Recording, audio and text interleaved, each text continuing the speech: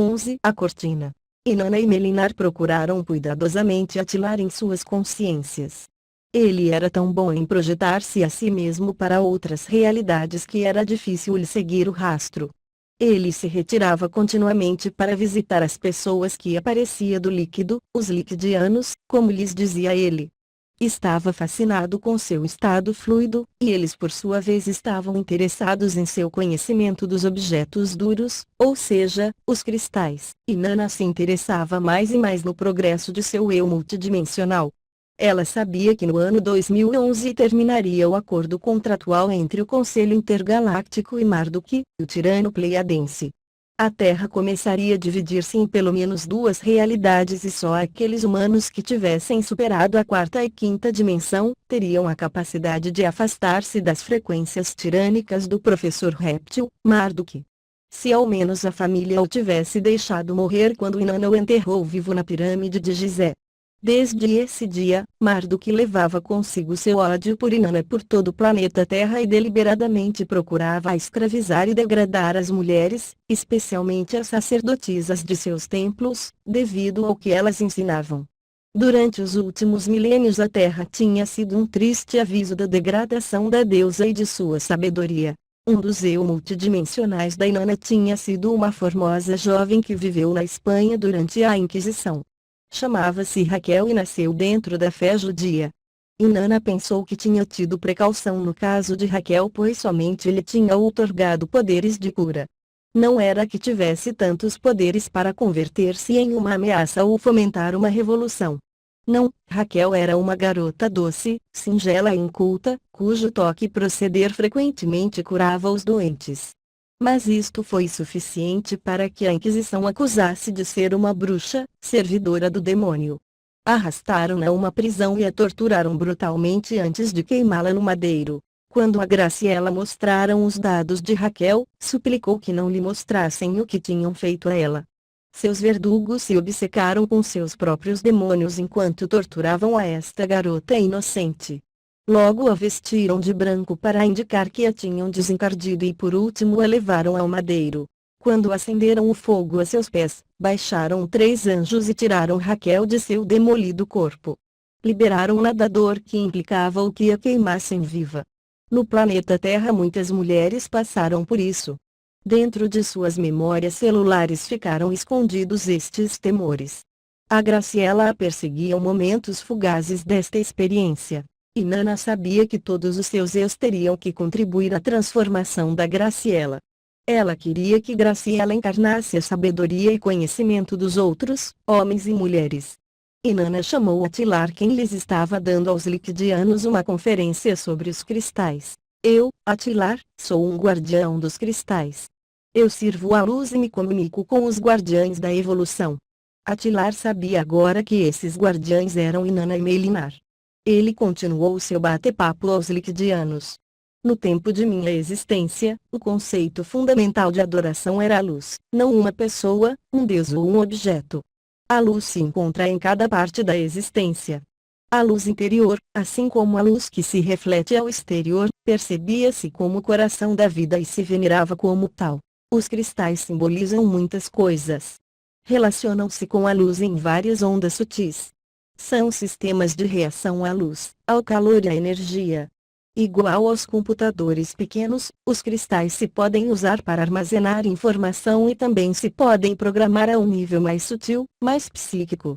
A propensão natural para uma estrutura atômica harmoniosa lhes permite transmitir e sugerir diferentes estados de consciência, tais como a criatividade e a cura, através da harmonia, a polaridade e a energia. Os cristais também podem representar experiências de cor armazenada e portanto têm o poder de recordar a memória visual de várias experiências. É só a variável de qualidade e forma destas experiências o que possibilita os infinitos de diferenças. Tudo é verdade. Cada expressão leva dentro a luz. Inanna interrompeu. Atilar, os guardiães da evolução lhe convocam ao ponto focal central. Atilar se desculpou com seus novos amigos. Estava muito ansioso de aprender sobre eles e de como eles poderiam converter-se em líquido. Despediu-se deles e no pensamento se projetou para o lugar de onde vinha a voz da Inanna. Me alegro de estar em sua presença outra vez, formosa dama. Onde está o que chamam Melinar? Suas formas geométricas recordam a meus cristais. Atilar encontrou Melinar que estava começando a mudar rapidamente, como era seu costume quando estava emocionado. Melinar fundiu sua consciência com a do Atilar. Graciela ainda dormia, mas em seu estado de sono estava sentada em atitude absorta enquanto todos os eus da Inanna se juntavam em um só estado de consciência. Melinar começou a falar enquanto seus brilhantes zumbiam: o primeiro Criador é a fonte de toda a vida. O fogo do Criador é o líquido que corre por todos os seres e lhes dá energia. Enquanto que nenhuma experiência carece de valor, o recordar e experimentar a reunião com o primeiro Criador devem vir finalmente de dentro. As experiências no contínuo tempo e espaço e no plano material atam a uma cadeia de causa e efeito dessas experiências.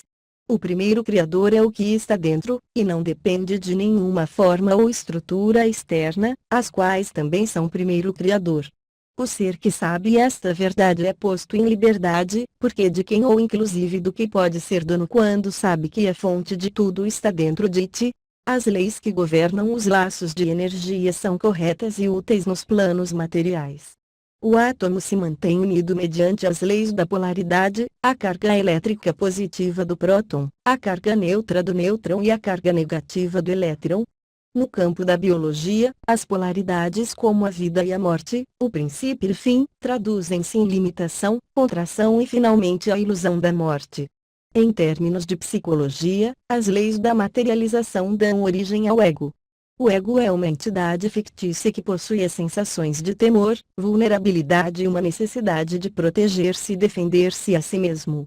No momento em que o ego da personalidade se identifica com qualquer estrutura de pensamento, busca conservar essa identidade assim como a rocha procura ficar como uma rocha, com o fim de manter sua identidade com a estrutura de pensamento escolhida, o ego imediatamente começa a definir sua identificação com a de outros egos. Por isso começa a produzir sistemas de julgamento intermináveis para poder apoiar essas identidades fictícias. À medida que a personalidade continua com suas definições, esquece-se de sua verdadeira natureza e começa a viver no temor de perder essa identidade fictícia que realmente nunca teve.